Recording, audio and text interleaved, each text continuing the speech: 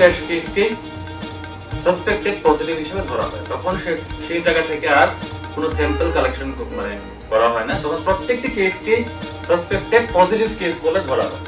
তো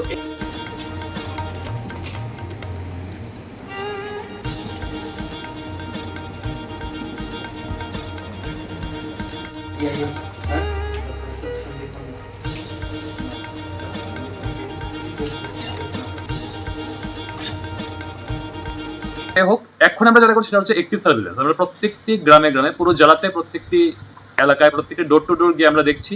আমাদের আশাকর্মীরা, আশা দিদিরা দেখছেন, এবং আমাদের যে গ্রাসরুট লেভেল যারা আছে ফিল্ড ওয়ার্কার, তারা দেখছেন যে কোথাও কোনো বাড়িতে কোনো ফিভার এবং র্যাশ কেস আছে কিনা, থাকলে সঙ্গে সঙ্গে রিপোর্টিং, সঙ্গে সঙ্গে ট্রিটমেন্ট, এবং তাকে ভিটামিন এর ডোজ সুনিশ্চিত করা, সেটা করা হচ্ছে 100% কেসে।